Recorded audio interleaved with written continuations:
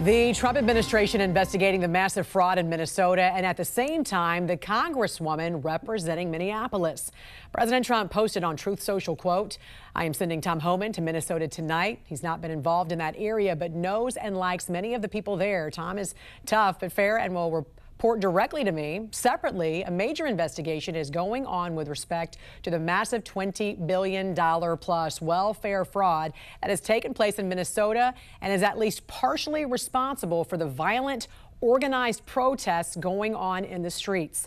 Additionally, the DOJ and Congress are looking at Congresswoman Ilhan Omar, who left Somalia with nothing and is now reportedly worth more than $44 million.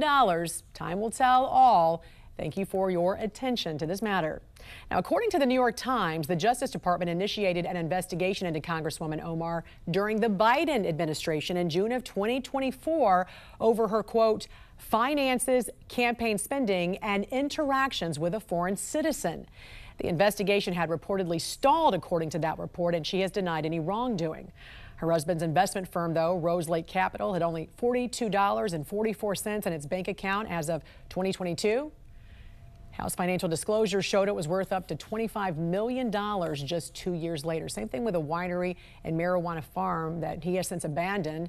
It also went from less than $1,000 in valuation to $5 million in less than a year. Joining us this morning to discuss is former prosecutor and attorney Jeremy Eldridge. Good morning to you, sir. Thanks for joining us this morning. Thank you for having me. So a House Oversight Committee has said they're going to, weigh whether to subpoena Omar and her husband and talk about some of the business ventures as well. Let's start there, because this also has to do with that massive multi-billion-dollar fraud scandal in Minneapolis. What are lawmakers looking for here, and what culpability could she have? They're chasing two things, and there's obviously smoke, but I'm not so sure there's fire here.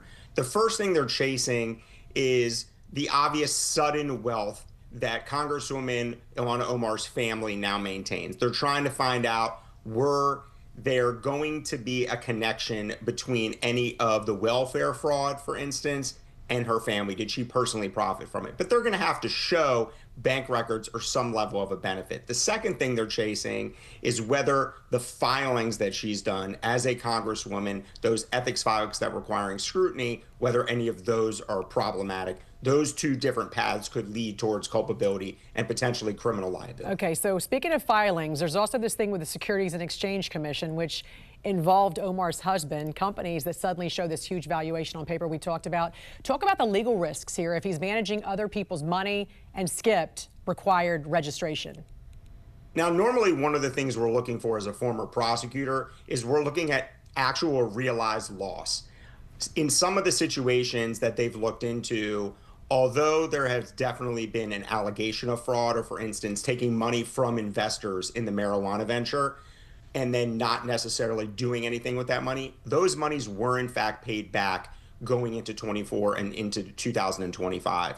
So the U.S. Attorney's Office is unlikely necessarily, if there was no realized loss, to actually prosecute those cases. But once again, if they did it once, did they do it again? Right. There were several other ventures where this exact issue came to light, which is taking money, not doing anything with it. Were they using it for something else, or were they engaging in misconduct with the money? And that's what they're going to be looking into. Also, this information about Omar already under investigation by the DOJ in 2024. Again, this is all according to the New York Times. Is a detail not many people had known about. This had not really been revealed that widely. How serious is this, especially given the report states it could have been about her interactions with a foreign citizen?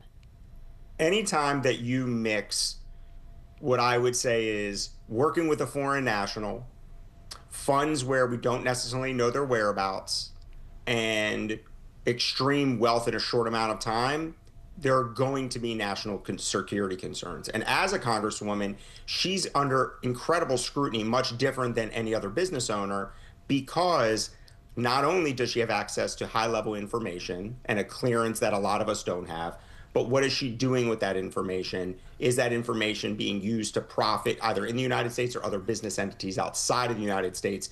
And that's where her ethics forms are going to come under scrutiny. And that's where some of her emails and potentially other communications could also be reviewed. But it's stalled under a Democratic president.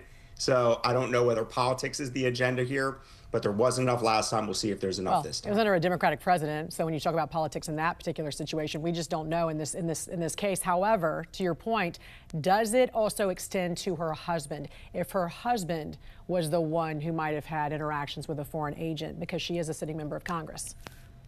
Of course. In fact, the stronger case may end up being against her husband, seeing as how it's his name on all of the business paperwork, and it's his name who's the individual who's been receiving a lot of the monies that are in question.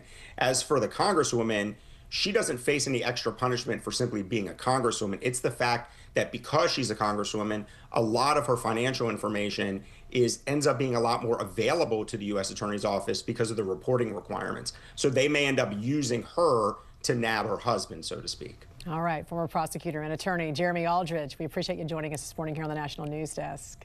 Thank you.